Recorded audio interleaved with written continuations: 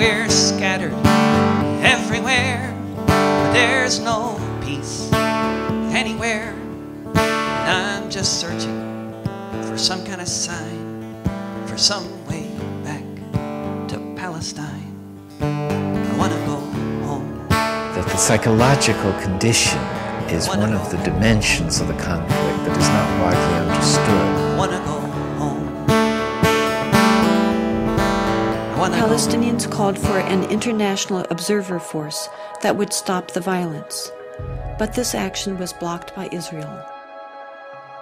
Finally, a group of Palestinian and Israeli human rights activists together created the International Solidarity Movement, which has brought people from around the world of all ages and backgrounds to provide a nonviolent international presence to try to fill this need.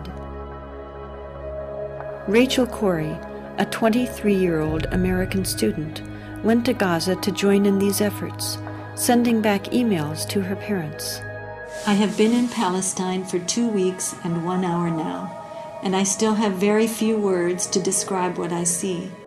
It was Sunday afternoon in Charlotte, about noon actually, and I received a phone call, and my son-in-law, Kelly, was on the phone, and he asked if Craig was there. And something about the way he asked made me realize, I felt right away that something was wrong. And then I asked, why, Kelly? And he hesitated for a minute, and he said, we've had some very sad news. And then my daughter, Sarah, I could hear her in the background, and she got on the telephone, and she said, Mom, it's Rachel.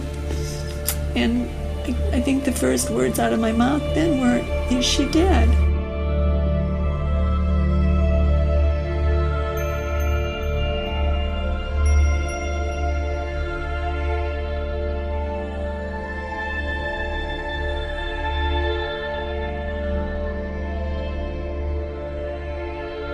We were opposing the demolition of farmland and other property, Palestinian property, by Israeli destruction forces and bulldozers.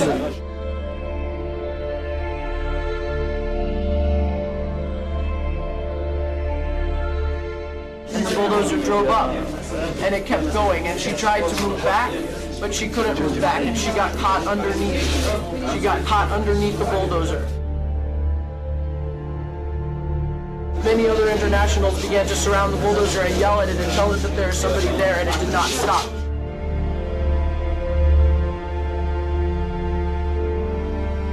I'm here for other children. I'm here because I care. I'm here because children everywhere are suffering, and because 40,000 people die each day from hunger. I'm here because those people are mostly children. We have got to understand that the poor are all around us, and we're ignoring them. We have got to understand that these deaths are preventable. We have got to understand that people in third world countries think and care and smile and cry just like us. We have got to understand that they are us. We are them. My dream is to stop hunger by the year 2000. My dream is to give the poor a chance. My dream is to save the 40,000 people who die each day. My dream can and will come true if we all look into the future and see the light that shines there.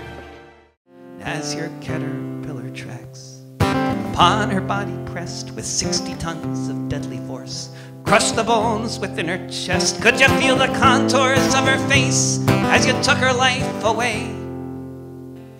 Did you serve your country well on that cool spring day?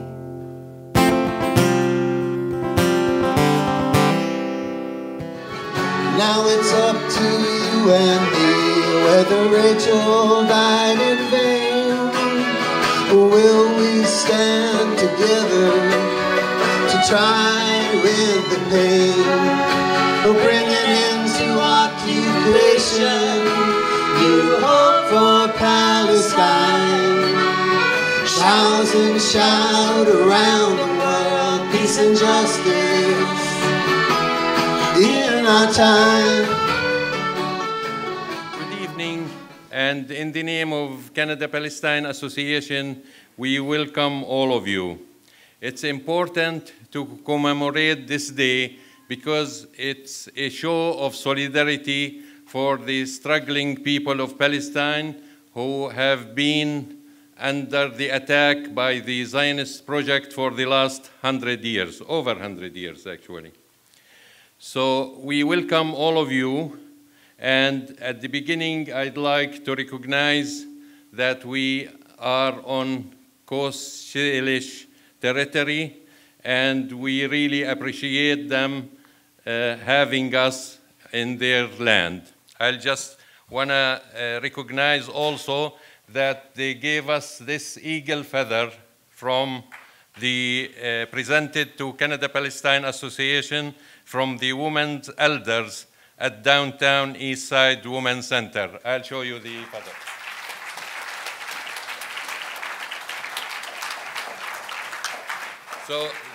So this is our visa to this land.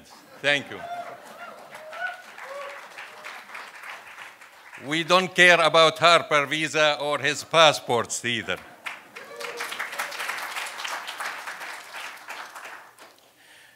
To start with, you know, as most of you know, that the International Day of Solidarity was taken to rectify the partition plan, which happened on November 29th, 1947. This plan that divided Palestine into two territories, and actually three, because 56% was to build the Jewish state, the 43% was for the Palestinians, and the 1.5% for Jerusalem to be internationalized, Jerusalem and Bethlehem.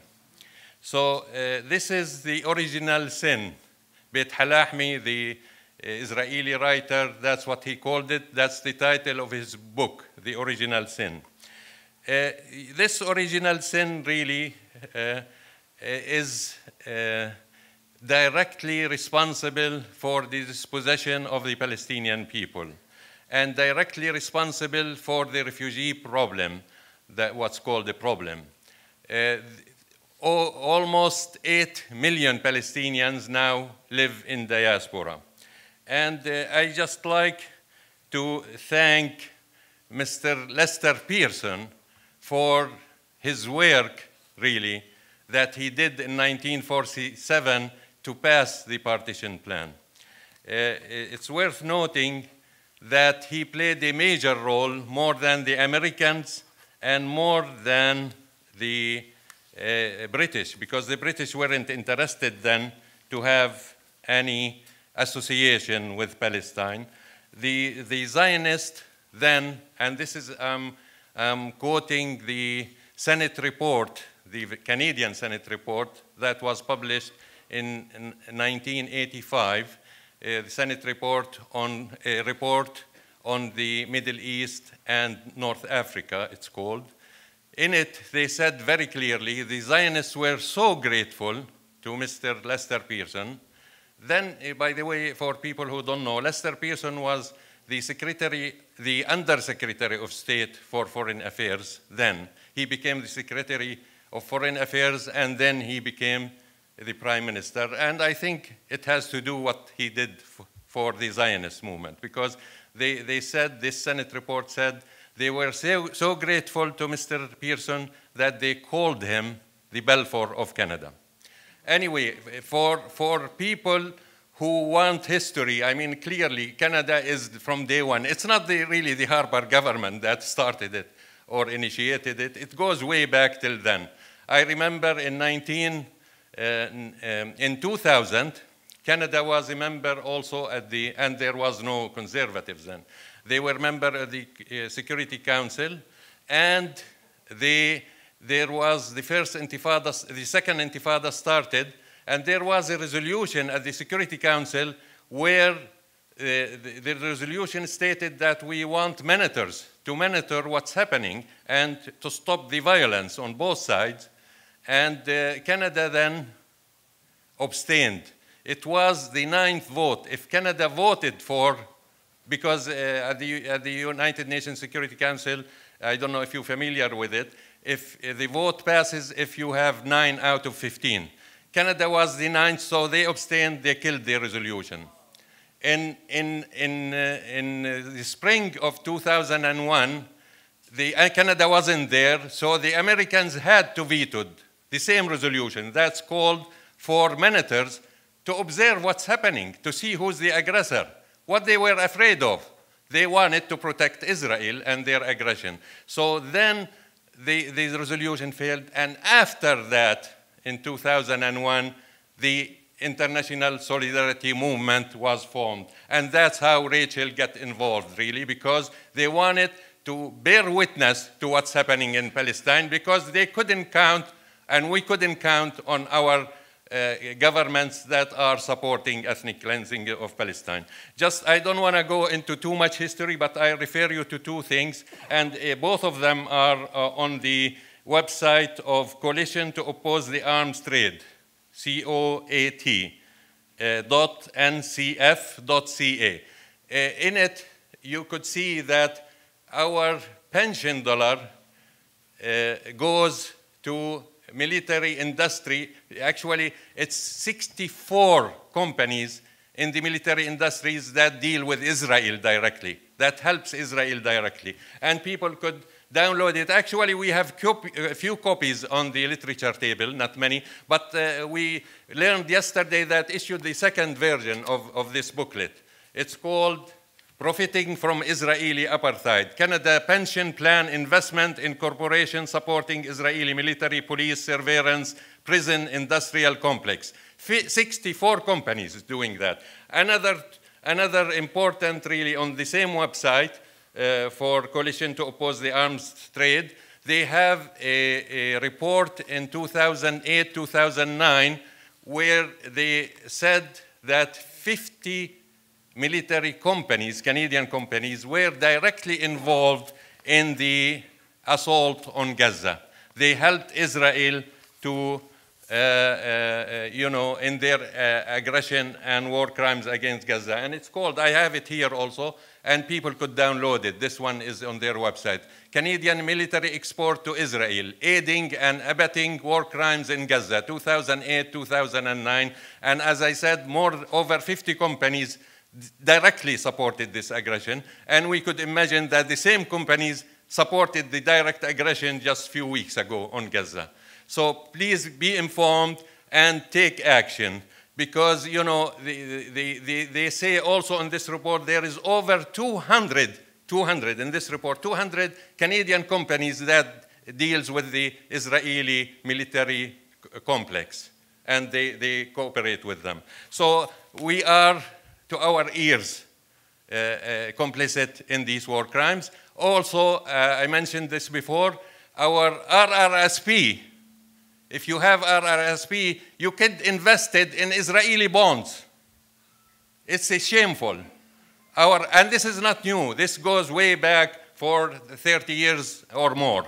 So having said that, really, I urge you that in this day that Canada played a major role in passing the partition plan and making a whole nation refugees and destroying 450 Palestinian villages and wiping them off the face of the earth.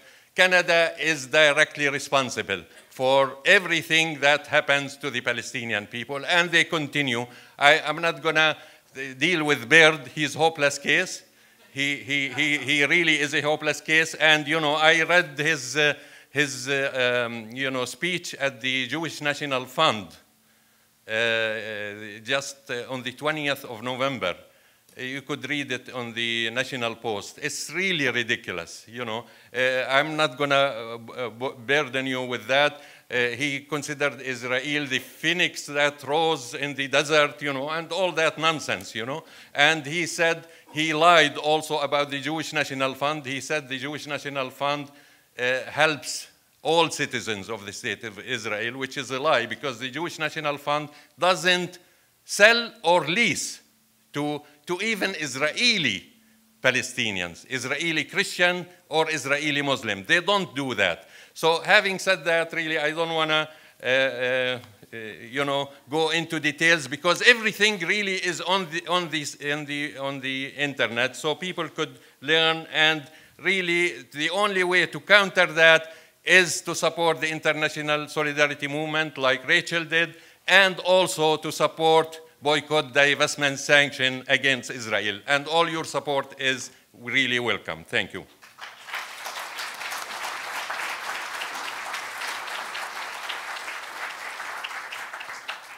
I just want to recognize the presence among us of Kevin Nish, who is a survivor of the Mavi Marmara. He is with us here. Please, Kevin, let's give him an applaud, please.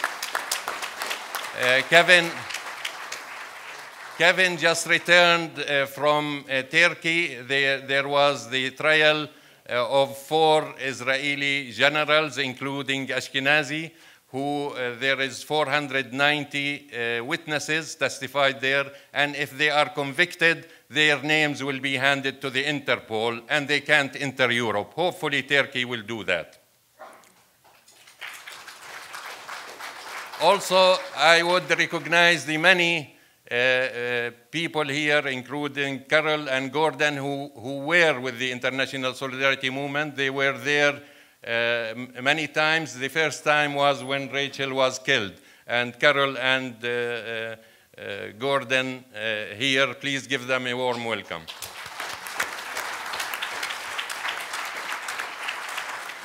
And now I think we're going to have a short period with David Rovics. David is well known to everyone. He is the only Palestinian that sings in English for Palestine. So let's welcome David.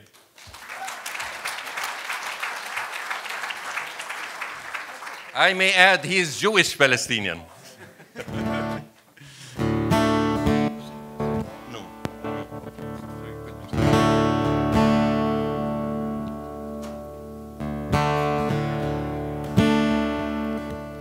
I was born a refugee, and I don't know if I'll ever see the old farmhouse I've heard about, but it's where I belong, there is no doubt. 'Cause my whole family is from that farm. We never did nobody harm. And if you're confused by what you've heard, let me boil it down to a single word. I want to go home. I want to go home.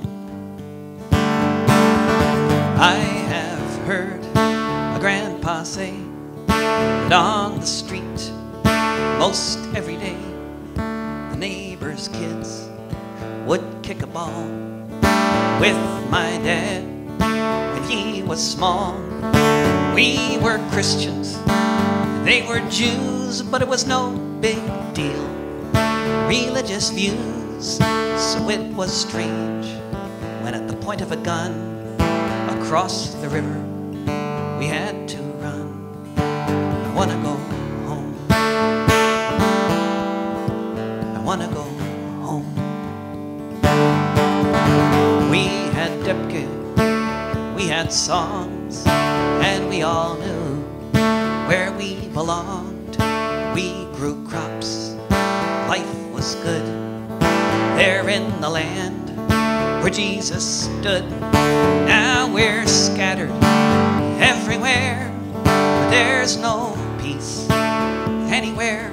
And I'm just searching for some kind of sign, for some way back to Palestine. I want to go home. I want to go home. I want to go home. I want to go home.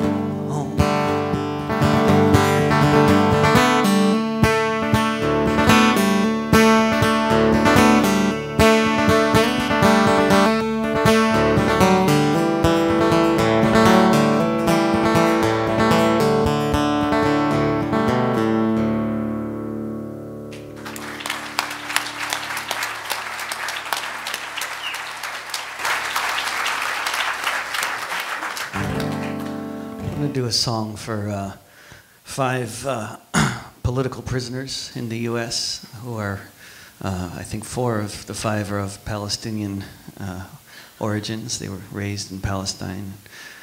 And they are all in prison now serving sentences of 15 to 65 years in the U.S., being held in communication management units, which the Center for Constitutional Rights calls little Guantanamos.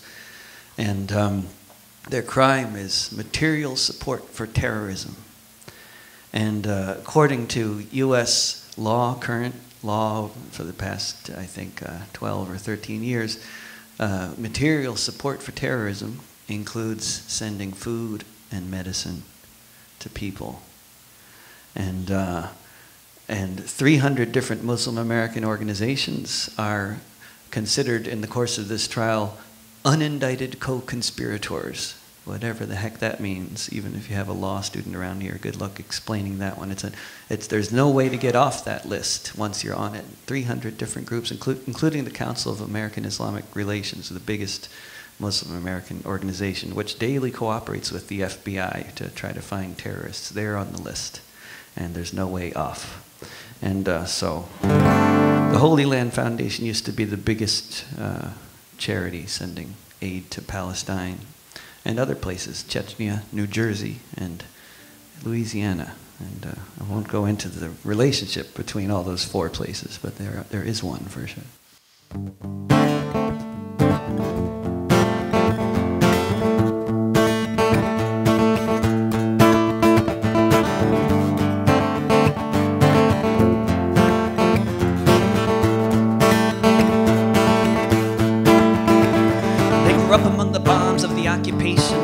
Houses, that was the situation. Refugee camps, communes at Shatila, children gunned down in the Intifada. Poverty and hunger, a place to slowly die. These 5 men decided at least they had to try. From their homes in Texas to the stateless nation, they started up the Holy Land Foundation. They sent food and medicine, that's all they ever did, aside from sending toys for little kids.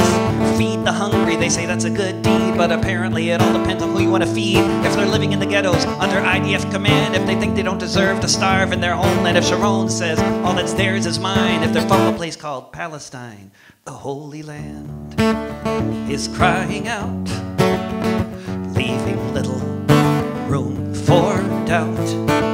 From ruined homes, the kids ask you, what in the world will you do?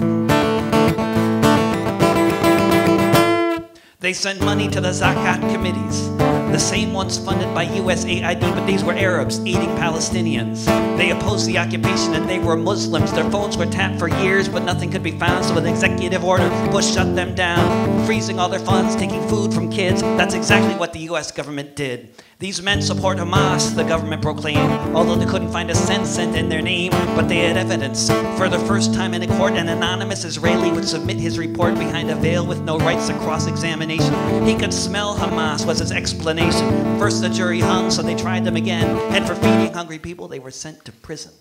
The Holy Land is crying out, leaving little room for doubt. From ruined homes, the kids ask you, what in the world will you do? Now 5 men are in cells, no one knows what for. Every Muslim an unindicted co-conspirator. Be careful what you say, be wary what you hear, or end up in a CMU for 65 years. Cut off from the world, held in a little box. Back home kids are getting shot for throwing rocks. No one stops at charity sending money for tanks, for illegal settlements all over the West Bank. This is justice in America. If you didn't know it, now you do. A retrial was denied, I should mention that too. A retrial was denied, who knows who's next to go to be tortured in a little Guantanamo. The Constitution suspended, they just haven't let us know. It's easier that way, just say it isn't so. The Holy Land Foundation, you know it's true. They just did what all of us should do. The Holy Land is crying out, leaving little room for doubt. From ruined homes, the kids ask you, what in the world will you do? The Holy Land is crying out, leaving little room for doubt. From ruined kids ask you, what in the world will you do?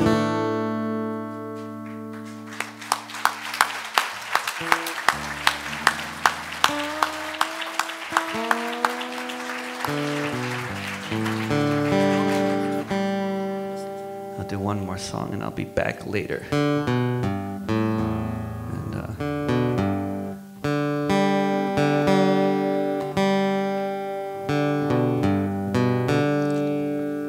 Later I'll do at least one upbeat song so you don't all leave here depressed.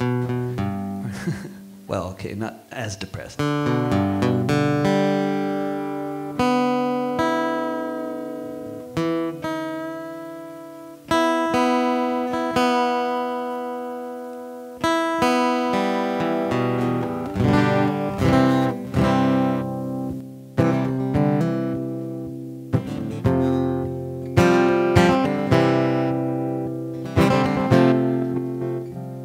She sat down in the dirt in front of your machine, a lovely woman dressed in orange, you in military green. If you had met her in Jerusalem, you might have asked her on a date. But here you were in Gaza, rolling towards the gate. As your foot went to the floor, did you recall her eyes? Did her gaze remind you that you'd become what you despise? As you rolled on towards this woman and ignored all shouts to stop, did you feel a shred of doubt as you watched her body drop? As your caterpillar tracks upon her body pressed with 60 tons of deadly force, crushed the bones within her chest, could you feel the contours of her face as you took her life away? Did you serve your country well on that cool spring day?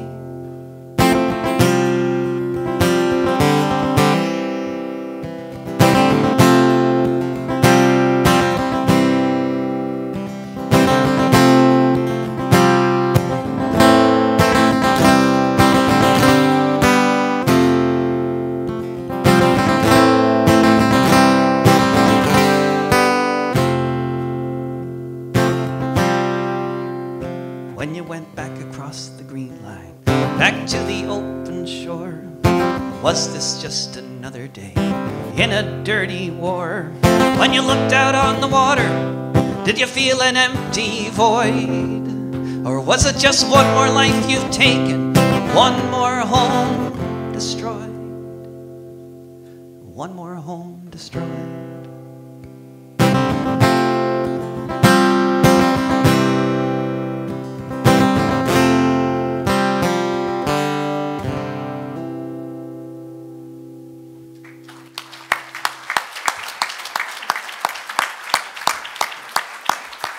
Thank you, David. And really, we'll have more at the end of this program, but I'll let you know we're going to have the Corries speaking now, and then we'll have a question-answer period. And after that, we have the Grand Partisan who are going to sing another song for Rachel. And then David will come back for as long as he can sing. So we'll, and as long as you can listen to. So we'll have more of David's most beautiful songs. Anybody that is married to a Palestinian or a partner of Palestinian is Palestinian. That's why I said David was a Palestinian. So let's give David another round of applause.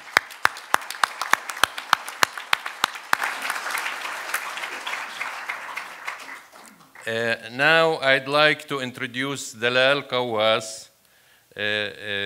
She is a member of the Canada-Palestine Association, and she will introduce the Corries. Dalal.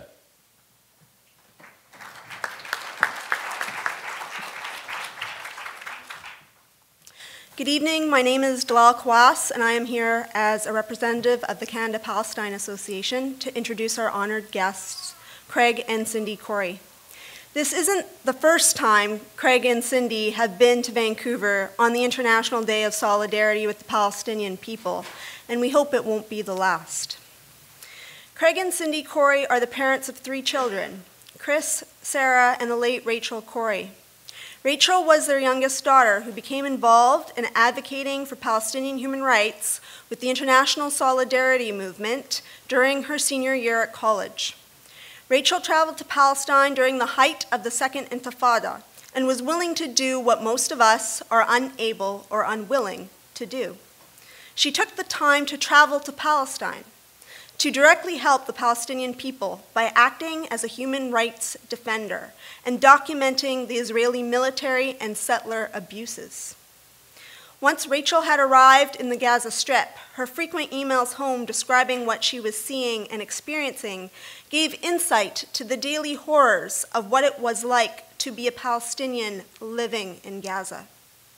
What was once a distant conflict to Craig and Cindy had now started to emerge as a social justice issue. Rachel had given them a new perspective into the lives of the Palestinian people. On March 16, 2003, while in Rafah, Rachel was undertaking nonviolent direct action to protect the home of a Palestinian pharmacist, his wife, and 3 children from demolition. She was brutally crushed to death by a member of the Israeli occupation forces, who was driving a military-grade bulldozer that was developed by the American corporation Caterpillar. Since Rachel's death, Craig and Cindy Corrie have spent their time honoring the life of their daughter by continuing her activism. They started the Rachel Corrie Foundation for Peace and Justice, a nonprofit organization in the United States, which raises awareness about the plight of the Palestinian people and promotes nonviolent direct action as a means to end the occupation. At the same time, an attempt to seek some measure of justice for Rachel's killing, the Corrie family has filed a civil lawsuit charging the State of Israel with the responsibility of Rachel's death and the failure to conduct a full and credible investigation. Unfortunately, on August 28, 2012, the Israeli courts ruled against the Corrie family, stating that Rachel's death was an accident for which she was responsible, and it absolved the Israeli military of any wrongdoing. The Israeli narrative of Rachel's death has twisted the truth. We know that she was brutally murdered by the Israeli military, and they will have to pay for this heinous crime. Craig and Cindy, your efforts to bring this crime to light will not be in vain. One day you will get justice for your daughter. And if it's not by the Israeli courts, it will be by some other means. Do not lose hope. And now please welcome Craig and Cindy Corrie.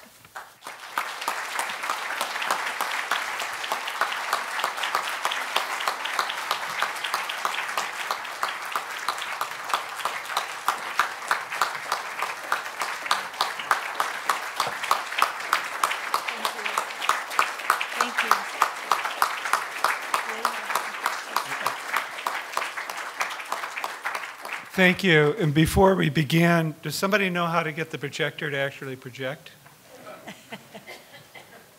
Oh, yeah, I think it might be this remote. Yeah, here? Yeah. Would be great. Is it up, I think? It's probably up there. Yeah.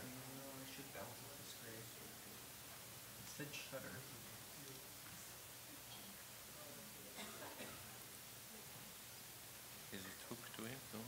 Yeah, it's hooked. Yeah, We'll give you live. Maybe. There we go. There we go. Sort of. It's off the screen though, can it? Got sound in there? We don't need sound. You don't need sound? No, we don't need sound. We're But good. can you hold the picture? No. There's nothing I can do about that. Really? No. Okay. All right. All right, go ahead. Good evening, everybody. It's wonderful. I'm sorry that the screen is a little distorted. You're supposed to see Rachel's full picture there, and I'm not sure why that's not happening. But I just want to say that it's very good for Craig and me to be back in Vancouver, and particularly on the International Day of Solidarity with the Palestinian people. We made our first trip here on an International Day of Solidarity with the Palestinian people in 2003, I believe. I'm looking at Gordon because I know that he was the person that helped to coordinate that.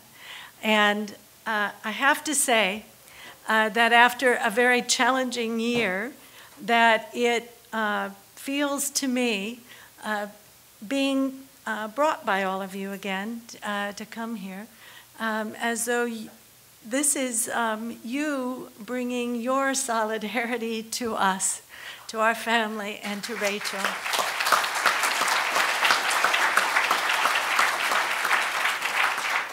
And we thank you deeply for that and for the opportunity to be here. I'm also grateful because to the Canada-Palestine Association, because I understand that proceeds from tonight will benefit the Rachel Corrie Foundation. And I would like to just share a little bit about the Rachel Corrie Foundation as we get started here. This is the mission statement. The Rachel Corrie Foundation for Peace and Justice continues the work that Rachel began and hoped to accomplish, and carries out that work with her vision, spirit, and creative energy in mind. We conduct and support programs that foster connections between people, that build understanding, respect, and appreciation for differences, and that promote cooperation within and between local and global communities. The Foundation encourages and supports grassroots efforts in pursuit of human rights and social, economic, and environmental justice, which we view as prerequisites for world peace. I would just say that it took a lot of people to come up with that language, and I'm glad to refer back to it and to think about it a lot because it was many meetings in our community in Olympia, Washington, with people that Rachel had worked with and known through many years, with people who had been friends of our family. Craig and I had actually been away from Olympia when Rachel was killed for several years, and so it was really a gift to come home again and to connect with the part of the community that really she had connected to and that we didn't know, and they helped to create this. Just very quickly, if we could move on, we have a small office in Olympia, Washington, downtown Olympia. If you ever get there, please come by and see us. Craig and I are full-time volunteers with the foundation and doing this work. We feel very privileged that we were at a point in our lives when Rachel was killed nearly 10 years ago where we could turn our attention fully to what Rachel called us to do. She is our inspiration. She continues to be our inspiration. We do a lot of speaking, as you know, this kind of thing. So we feel like we're part of the educational effort of the foundation, which is one of our core callings. Last night in Olympia, over 100 people came out to talk about Gaza, and we'll be sharing with you some of our recent experience in Gaza yet tonight. Can you move on? The foundation has an annual event called Peaceworks, which takes the form of lectures, conferences. I know some of you have been to our conferences in Olympia. Craig and I missed this one, which was in 2011. Alice Walker was a keynote, came to Olympia. It was a really extraordinary experience, I know, for our community to have her there. But solidarity in action was the theme of that conference. It focused a lot on boycott, divestment, and sanctions, which for all of us, I think, is becoming one avenue for work that is nonviolent, but also seems the most positive direction that we activists can take this movement right now. the foundation has been very supportive of our family in our trial effort in Israel. Not funding or the legal case itself, but providing the education around the trial. One of our key reasons for initiating this lawsuit was to learn the truth and to gather more information.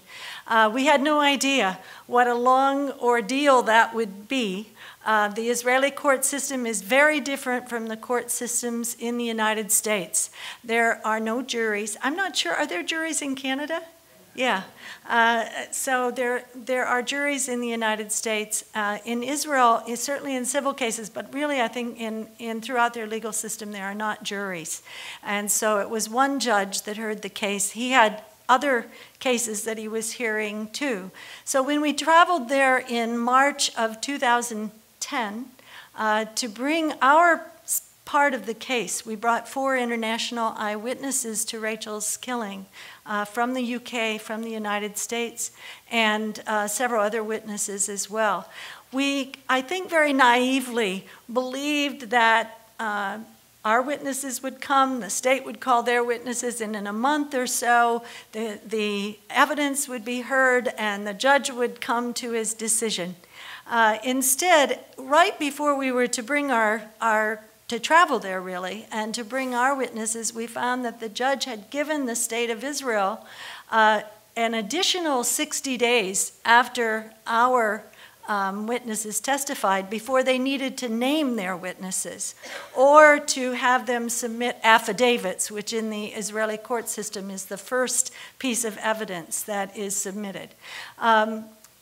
Also, we were quite surprised, actually, and I think it turned out to be quite a great opportunity, but the state called a lot of military witnesses. The whole procedure is just very different from what we have in the U.S., but there were a lot of military witnesses called.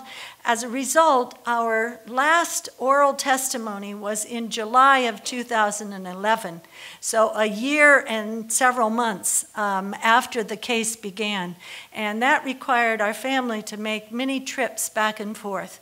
But out of that, we did acquire a lot of information. And we also had the experience of being in Israel for about 9 months total, staying there. And it provided a lot of insight, again, that I hope we can share more of with you tonight.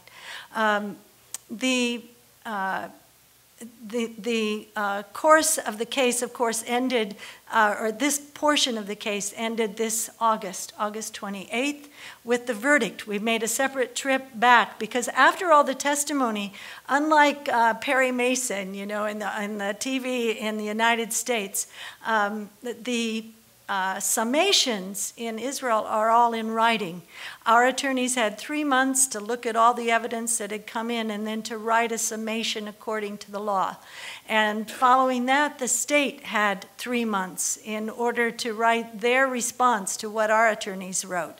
Then we had another couple weeks to answer what they said, and then they came back with some more, and finally the judge took it all and reviewed it and came to the court and, surprise, pretty much just acted as though we might almost never have come, and that the testimony that he heard in the court really had very little relevance to him because he basically took what the state's attorneys said from the outset, and those became his findings. Again, we can talk more about this, but his determination was that Rachel was killed as an act of war. That's the most important thing for you to remember. And he said because it was an act of war, the state was not responsible for whatever happened there. He also said that the 2 people in the bulldozer and that the other people there couldn't see her, that it was an accident and so forth. He went on to say that. But his basic finding was that because it was an act of war, the state had no responsibility. And so that's something that we feel is very counter to international law. I'm not a lawyer, but I hope maybe at some point you'll have a chance to hear from some of our attorneys. We're considering bringing Hussein Abu Hussein, our attorney, who is an Israeli Palestinian from the village of Fahim in northern Israel, to come and to be able to talk with different people about the case. But our attorneys feel very strongly the decision needs to be appealed, and we are taking the steps to move ahead on that.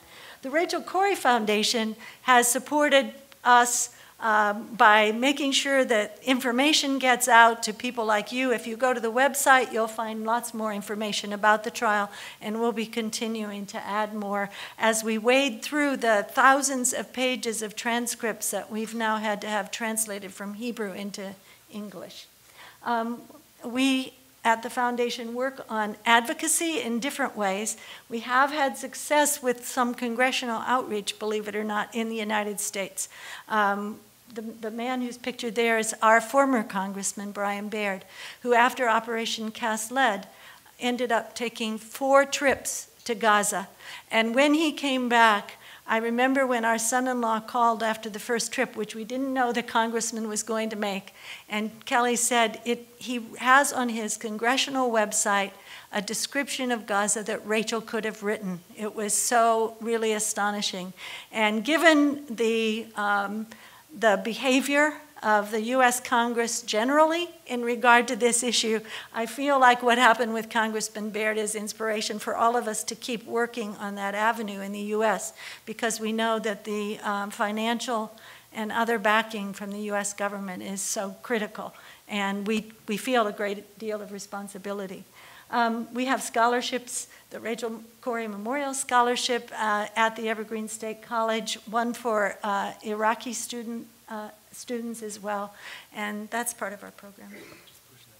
Okay, this one? Oh, okay, thanks.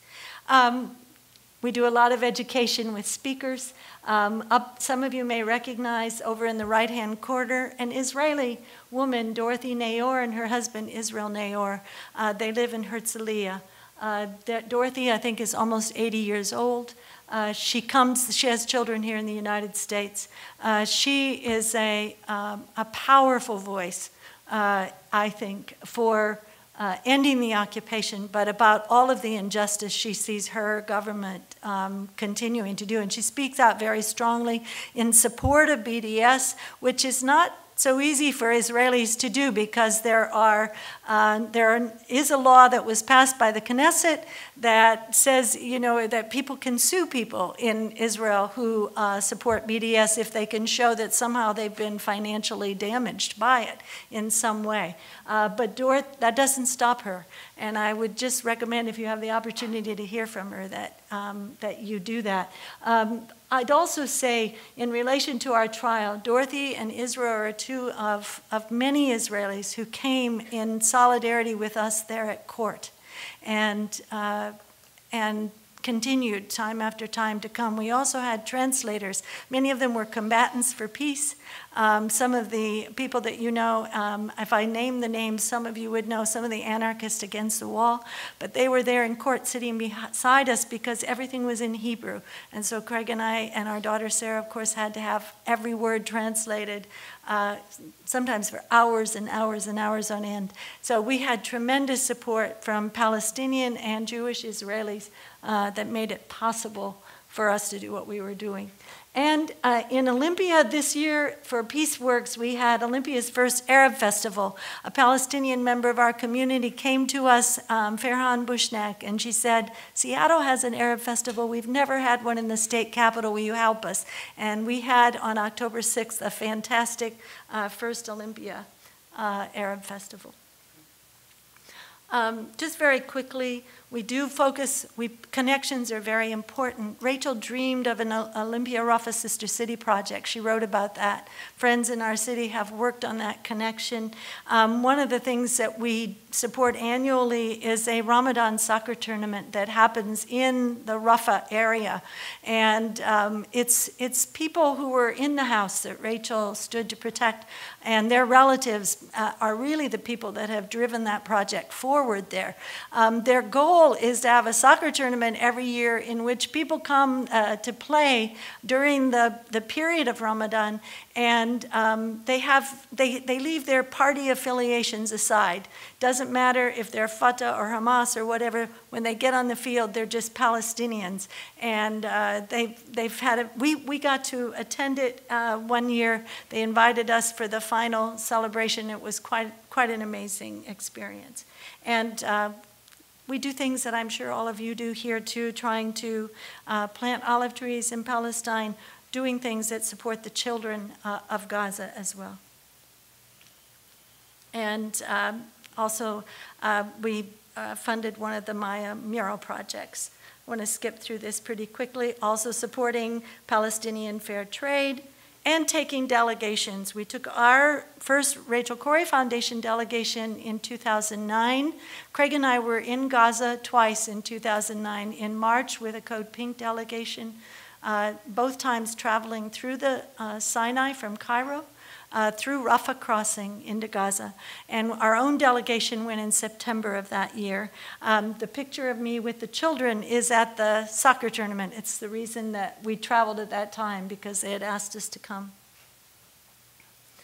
And art in the written word is a key mechanism, a tool, that we use at the foundation, because those art and writing were so critical to Rachel. It was her way of exploring ideas and of communicating. And this is the Olympia Rafah Solidarity mural. It was a long project. If you haven't come to Olympia to see this, I hope you'll come down when you stop by our office.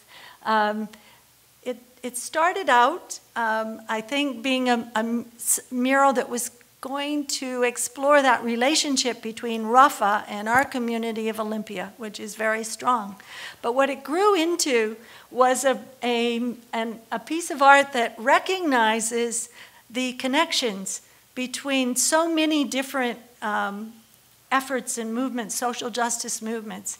And so there are leaves represented on the wall of organizations in our community that deal with homelessness, and of course there are connections between that and what Rachel was doing in Gaza, but with all kinds of social justice issues, and kind of trying to work to bridge those through this piece of art. It was designed by people collaboratively, but the lead artist was mural artist Susan Green, who's from the Bay Area. Some of you may know that Olympia Food Co-op passed a boycott of Israeli products. It's the only food co-op in the U.S. that's yet been able to do that. But we are very much behind the BDS movement. As I said before, also very supportive of the freedom flotillas. I was really delighted to talk with Kevin earlier. We were in Istanbul at one time and were able to go aboard the Mavi Marmara in dry dock. Also to meet with the family of Furkan Dogan, the American citizen who was killed on that boat, and the families of others who died in that experience. So we feel very close to all of you and very supportive of what was done there. And there were definitely positive results. Craig and I actually met with high levels in the Obama administration after the Mavi Marmara, partially because Vice President Biden had stated that that Israel could investigate that itself. And yet the United States is on record saying that Israel was unable to provide a thorough, credible, and transparent investigation into Rachel's case. And so as soon as we heard that Vice President Biden was suggesting that Israel could investigate what happened on the Mavi Marmara, we wrote letters to UN Security Council members, two people in the State Department, and eventually ended up talking with a representative, or a high-level national security person in the White House about it. And an interesting thing that he said that we'll come back to, I think, is that it was clear that the siege of Gaza was a failed policy. This was 2 years ago at high levels in the Obama administration. Of course, we know that the siege has continued, but the person who met with us that day, who definitely is in direct conversation with Vice President Biden and President Obama, knew and understood that situation well. And it was a result of the Mavi Marmara, actually, in many ways, that we ended up there to have that conversation with him. I'm sorry that, that there hasn't been more progress in ending the siege, but there was some people I think aren't aware that there was a loosening of some of the restrictions on sending food and so forth into Gaza around that time. I think it, it definitely has had some impact. Okay. I know I've gone on a bit longer than I really intended on this piece. Rachel is the inspiration, of course, for all of this. And when I think about solidarity, she thought about it a lot. She talked about why did she want to go to Palestine? And it was because she wanted to see what was happening on the other end of her tax dollars. And she was 23 years old. She had just completed her study at the Evergreen State College. She had spent some time working, though, and was actually paying some taxes. So she wanted to see what was happening on the other end. And I think she had some powerful things to say about the importance of listening to the Palestinian voices and bringing those voices back to those of us here. And I think that's what Craig and I would like to do with the rest of the time. I just want to say that this has been a very challenging period. And so I hope you'll kind of bear with us, because we're still processing a lot of what we've experienced in the last few weeks and months. From mid-August until mid-September, we were in Israel for the verdict. We spent some time in the West Bank. We came back to Olympia for about 2 weeks. We're there for the Arab Festival on October 6th. We flew out the evening of that Peaceworks Arab Festival to New York City to be at the Russell Tribunal in New York for a few hours. We flew from there to Reykjavik, Iceland, where Rachel was awarded the Lenin Ono Grant for Peace, which was quite an amazing experience for us. Thank you. It was a beautiful few days, and there were amazing and interesting people there. But the thing I want to tell you about is there's if you've never been to Reykjavik, from it you go out to an island. What they do is they light this tower that I think actually Yoko Ono designed. It lights up and goes into the light goes up into the sky. The whole community, Iceland has 320,000 people. When Craig and I were asked on the spur of the moment to do a talk in Reykjavik, and the next day they had people come to lunch, about 50 people came the next day, but they have 700 people in their Palestine association. The whole population is only 320,000 people, and there are 700 people on their membership list. They have Palestinian refugees who are living there as well. And when they had the play, an extraordinary play, Craig and I had been there before for that. The play, My Name is Rachel Corrie, translated into Icelandic by a wonderful artist who had come to see the play when it was done in Arabic in Haifa and in Nazareth. So it's quite an amazing network of people and experiences that we've had. But when this tower was lit, and it was, the John Lennon song, Imagine, was played one time, but the community had come out on boats, and there were children sitting around as this happened. And I have to say, it was very, very powerful and moving to be there with that community, and to feel that these children from very young ages were being raised with this message, that this is what the world should be. The people in Iceland also are very proud of the fact that they have no military at all. They are very proud that the NATO base left. They're very happy about that. And when I went to the museum, I noted that the only weapon they have in there, what is the only weapon, which was a kind of a wire cutter. You can explain it. It's a drag to take behind a ship to cut the lines of the British fishing trawlers if they come in too close to the Iceland waters. And that's their only weapon. So it was a great experience. We went from Reykjavik back to DC for a few days, got a warm weather wardrobe, and then traveled with Interfaith Peace Builders to Israel and the West Bank. I co-led a delegation with wonderful Interfaith Peace Builders staff and other people there, a group of over 30 people for a couple of weeks. We then went to Gaza, or to Cairo and on to Gaza for a different delegation, also Interfaith Peace Builders. We went into Gaza on November 5th. We came out on November 11th. We heard bombs the night before we left. We've been back, we went back to DC for a few days. We called up the Department of State and said, we've been in Gaza, would you like to hear from us? And the next day, we spent about an hour and a half with 5 people at the Israel-Palestine desk, as they were very happy to tell us that Obama and Clinton were that day making calls to to Egypt and to Turkey, trying to see if they could get a ceasefire. We've been home in Olympia for just a few days, and that's been our last few months. So when I say to you that we're trying to process what we've been experiencing, I hope you'll understand. I want to turn it over to Craig, really. We can skip through some things here and let him start to tell you a little bit about what we did see in the West Bank and Gaza during these trips. And then I hope we can, at some point, open it up to questions. Thank you very much.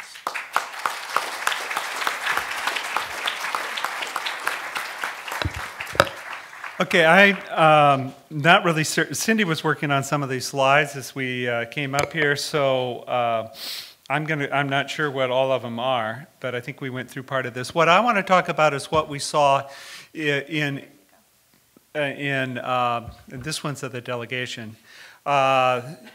I want to talk about some of the stuff we saw on the ground, because I think there are a lot of contradictions, particularly in this today and in this week. But when you're over there on the ground, particularly in the West Bank, what you see is that that with the settlements in place, with the wall in place, with the settlement-only roads in place, that there's no possibility of a two-state solution. And yet today, I just heard that the UN has ratified Palestine being admitted as an observer state. So they're recognizing Palestine as a state. So there's one contradiction at a time where politically there's movement forward, as we haven't seen in all of my lifetime.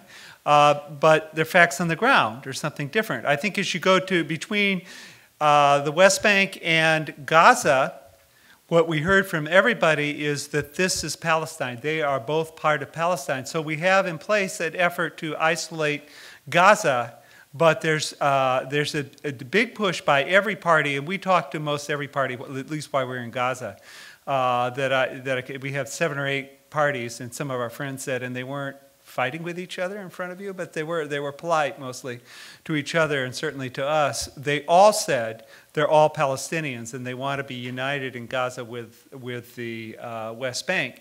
Yet it's much easier for a Gazan to get to Canada or United States than it is to get to the West Bank. So I think that's a drastic sort of an anomaly. And then the other contrast that I'd like to sort of point out, it seemed to me that as we watched what was happening with the attack, that Cindy said that what started just depends on when you start the clock, of course, because it's always sort of starting. But the bombs, there was a bomb that dropped close enough to us at 1:30 in the morning that I saw through my closed eyes the flash of light right before the concussion hit our room. And so that's fairly close for a bomb. and others that we heard the night before we left. So as that started, I think that United States foreign policy has been changing and trying to catch up. And what I thought I saw while I was in Gaza is that our isolation of Gaza and trying to enforce that embargo on Gaza is actually ended up in isolating Israel and United States more. And I think the United States, anyhow, was sort of catching on to that. Anyway, here's a picture of our group as it was in Acho and Cindy and I on that. I'm going to go through this. Jeff Halper, some of you may know Jeff. If you haven't met him, you should. And he's somebody that has really informed us about this issue. I remember 9 years ago when we were at the UN, he said that the time for a two-state solution is over at that time. He's the head of Israeli Committee Against House Demolitions. And he's the one that talked to us about, on this trip as former trips, about the matrix of control, particularly in the West Bank and what he has. And we just got a map that you've probably seen this before, but how the West Bank particularly, in this map, the Gaza Strip map is actually outdated because the colonies in there are gone. But the West Bank is all divided up into the Swiss cheese. And so there's a problem there in that there's not a contiguous state. And a lot has to happen before that would change. I'm going to go on, hopefully, if I push the right button here. But what you see everywhere you go are these settlements, as we've got up here. And you can see those on the hillsides everywhere. That was one of the continuing things that will go through our talk and our experience there. And of course, with the settlements and with the wall that you had there, you also had the terminals and the checkpoints and the military on the ground, particularly in the West Bank. The military is mostly in the air. So you see the wall. You see here, sometimes we say wall most all the time, but there's actually a lot of the time it's a fence.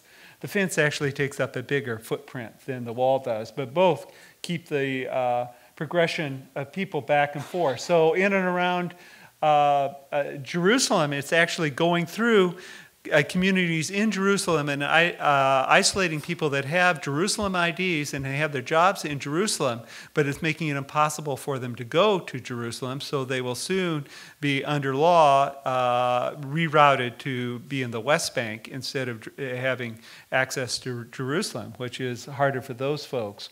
That's something that's going on. And you can see the vast difference between what goes on the Israeli, the right side of this particular wall, and on the left, the economic difference there. This is that outskirts of Jerusalem where the wall is dividing it up. What we also witness is clear back from when I was a child in 1948. The demolition we saw where towns had been demolished and where this is a place where there are still some remnants. There's a church that you could get into through this half-covered up archway. In a Palestinian town up north, very close to the Lebanese border.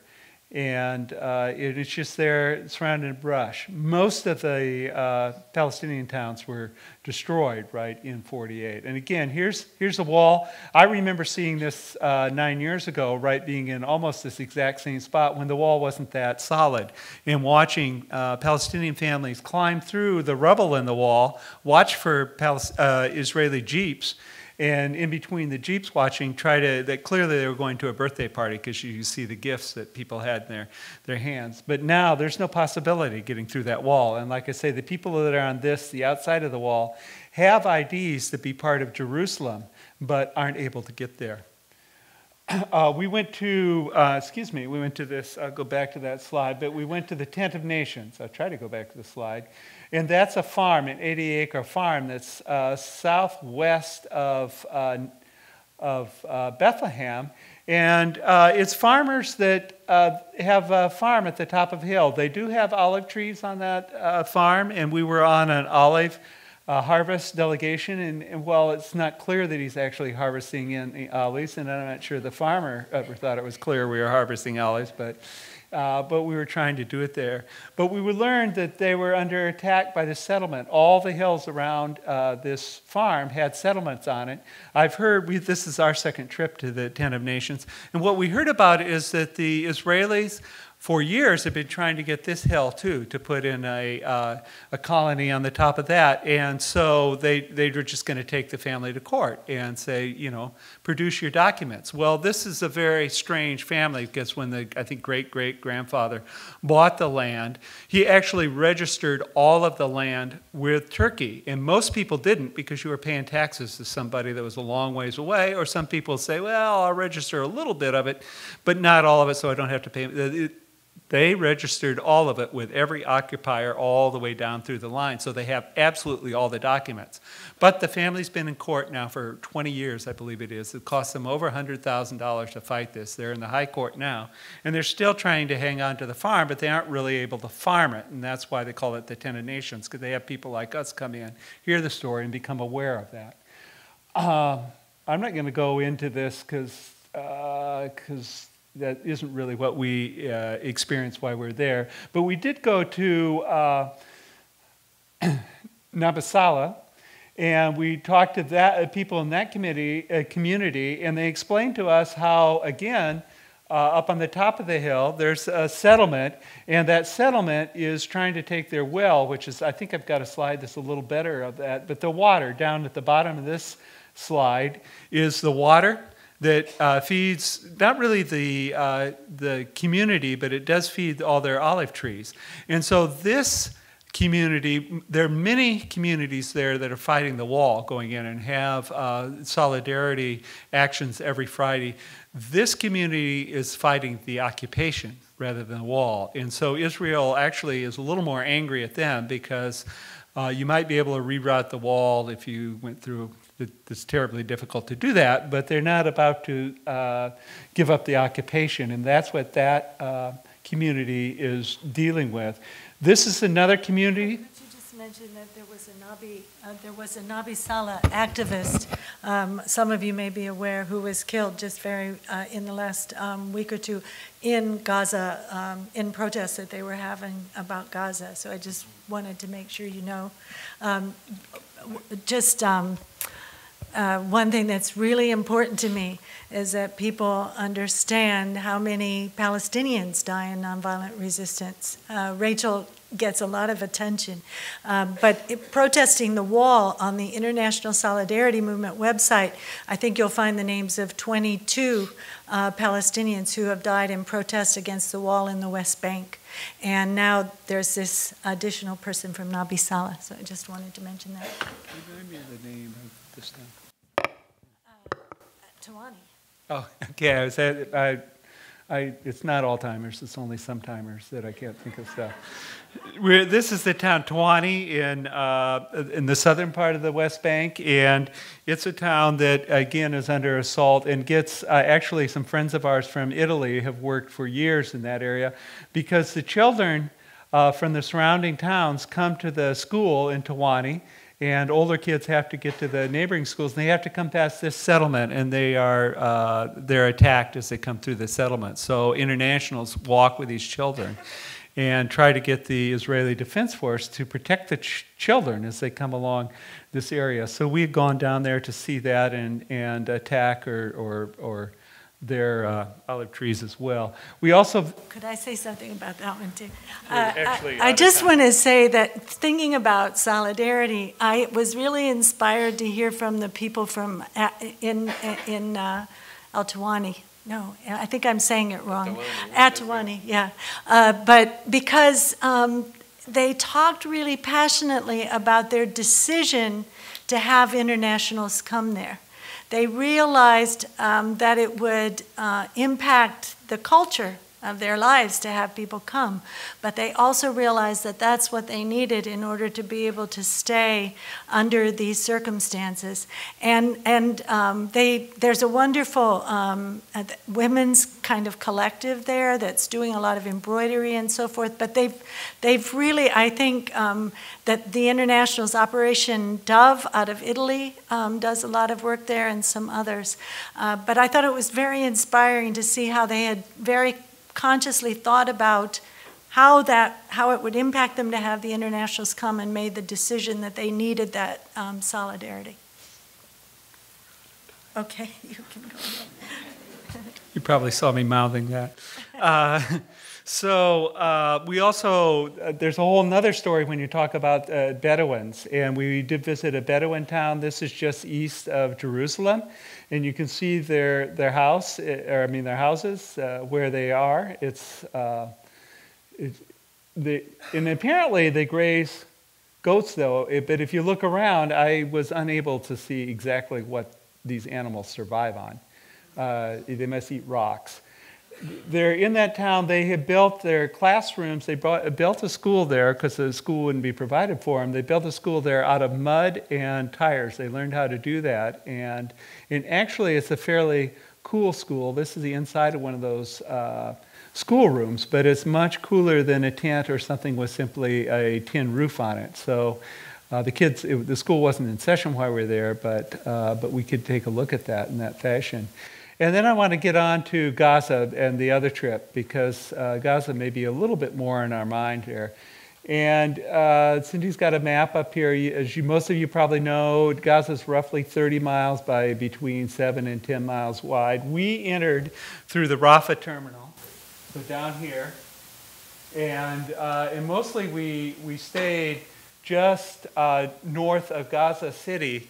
We stayed up north of Gaza City in a brand new hotel that was right along the seashore. And when we were there, we did meet with a legislative council. It was seemingly and actually, as my memory was, it was quite a solemn affair. But as some of our friends call it, the de facto government of Gaza, which is Hamas. And we were welcomed by some leaders. And after that person got done speaking, then the next speaker was a woman from the government and spoke as well, and then Cindy and I said some words. But I think that one of the things about our policy, and one explanation that we had from a Gazan friend of ours when we were in Gaza right after the attack of 2008, 2009, was that the attack embarrassed Israel and installed Hamas. And I think that's true, that our isolation and our attacks on that society actually makes the Hamas government more in power rather than less. And it encourages them to be more conservative rather than more middle of the road. So I think it's misguided. But in any case, we're hearing here again that they want to be united with the West Bank. Now, this is a legislative council. It was bombed.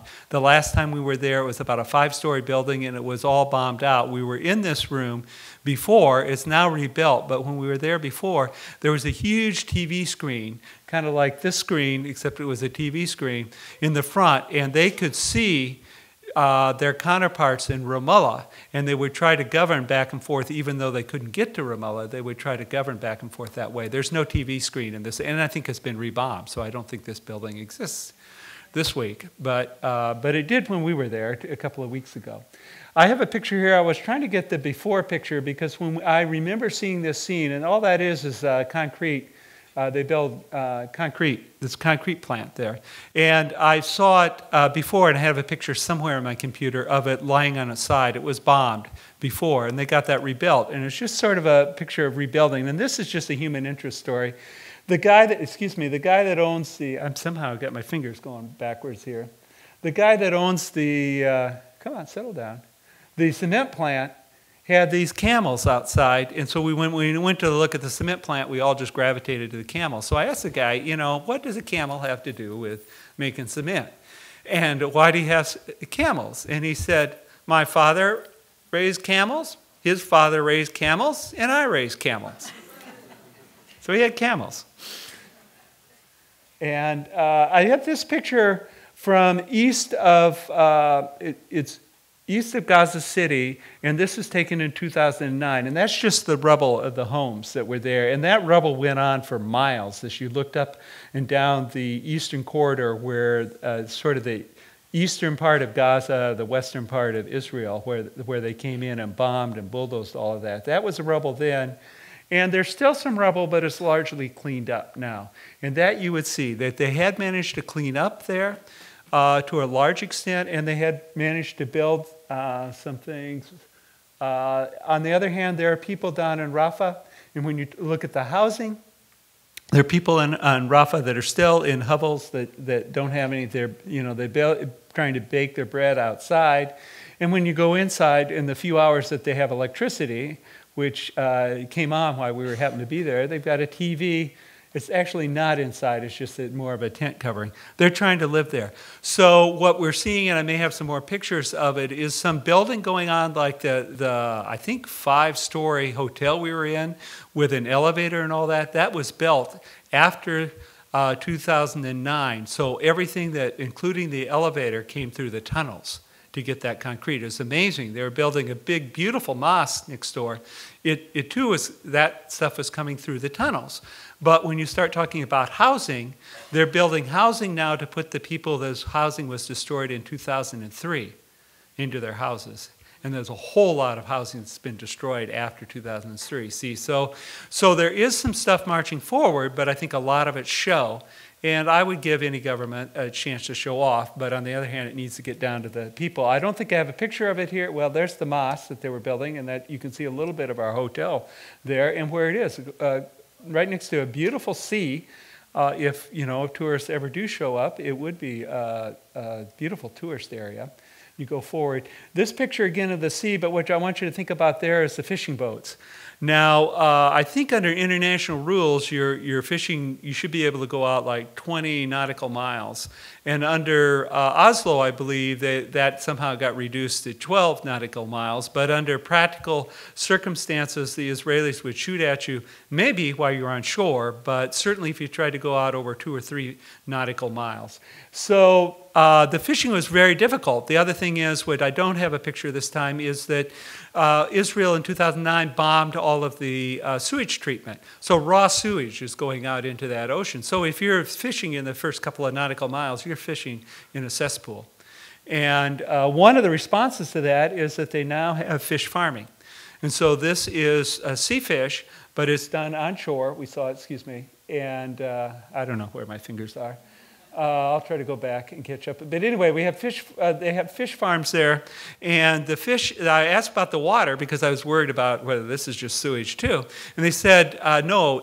I said it's got. Those are saltwater fish, So what do you do with the water? And he said, well, you get it out of the well. And I said, but it's saltwater fish. And he said, well, our well water is so salty that that's fine for the fish, but of course the sand does filter it a bit. So it's it's cleaner for the fish there. This is, I've forgotten his name, he's a deputy with the UN, and he talked to us a lot about what the UN was doing there. They can't do the sort of building that others can do because as a UN government sort of run thing, they can't take black market goods. So they have to get, for instance, all the schools are double shifted. I've forgotten they need something like 130 more schools that they need to build.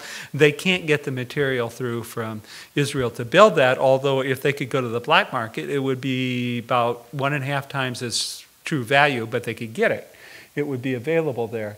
This is a warehouse. It's got a lot of food and rice. One of the things that has gotten better since CAS-led is that more food is getting in through Israel channels, and that actually has gone up. And I think Cindy thinks that we can all take some credit for leaning on the U.S. government about that. And this farmer is up north. He produces food too. And this is very close to Israel, and I think where the rockets were coming from, and certainly where the bombing, one of the places the bombing was happening in this last couple of weeks. But when we were there, it produced beautiful crops. And I'm, like I say, I'm moving through this because we're actually sort of out of time. We did go visit some of the schools and visit this school and listen to these two young women talk to us about the schools. And I don't know, I just like this picture because they're such beautiful little girls. But it was fun to talk to them. We went to into Rafah to the Rachel Corrie Youth and Cultural Center, and we met our friend Denise here, who's talking to us. We've known him for years. He's a friend of Rachel's as well. And he's one of the people that we try to work with, and he works with us. We also talked, a whole nother huge issue is political prisoners that Israel has. And so we talked to political prisoners, and some of those prisoners are let go into Gaza, but their homes and their families are in the West Bank or are in Jerusalem.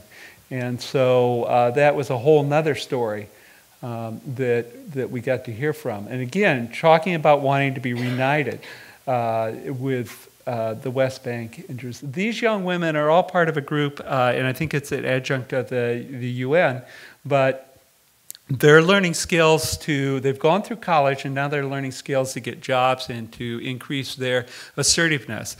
I can swear that they learned the assertiveness part of the training really well. And they're also very connected. Cindy asked them, how many of you blog or are connected with the outside world? And again, my fingers are off here, getting nervous. And they all raised their hand and said that they use the internet to connect with people around the outside world. Is pretty inspiring.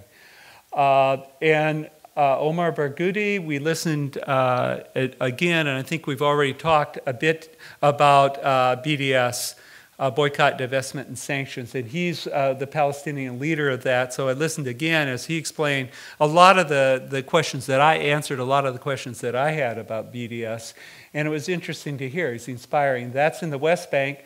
But then we listened to one of his friends, Israeli friend, Cindy, I'm blanking on his name. Kobe, who is also one of our best translators in our trial.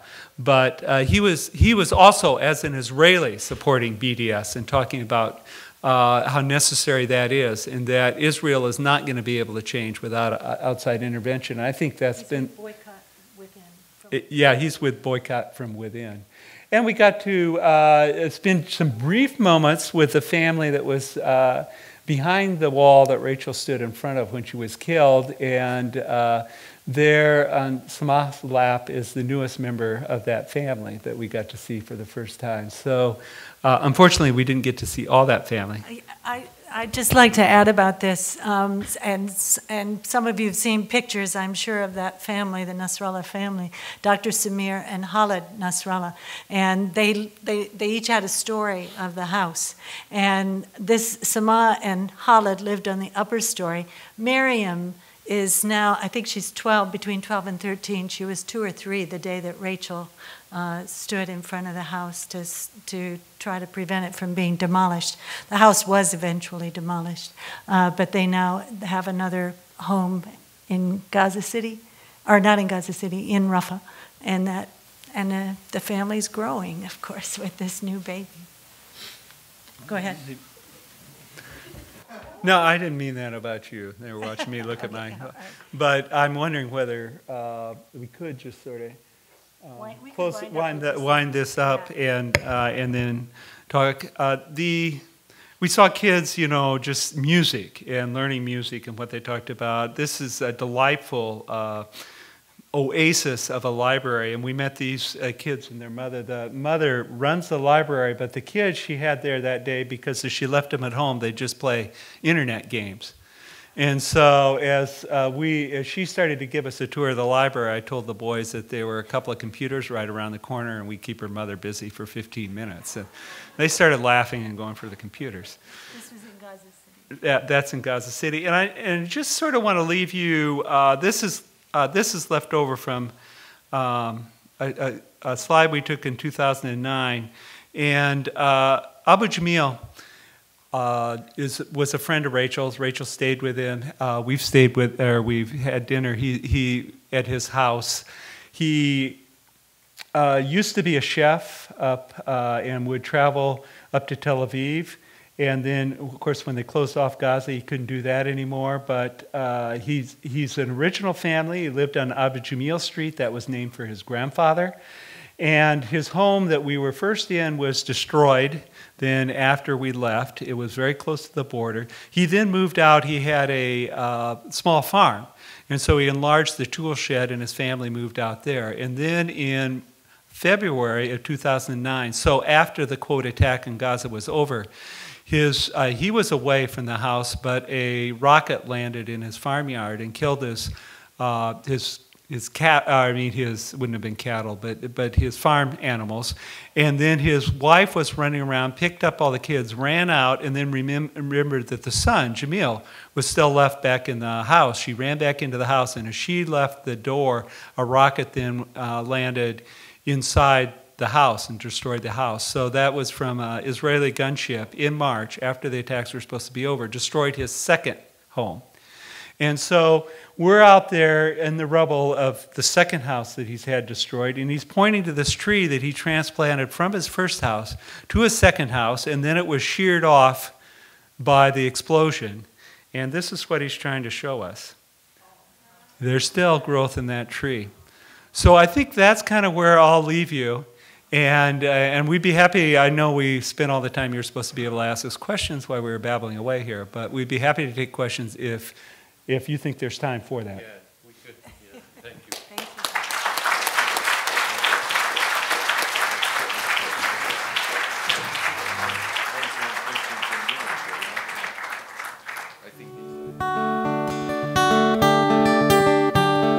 you. Did they even give your parents warning before they blew the windows out with shells? As you hid inside the high school basement, amidst the ringing of church bells, they're building a wall, and at such a cost. Land, money, and safety, and all the lives lost. A wall made of brick, but bricks can be broken when the people of Zion have finally awoken.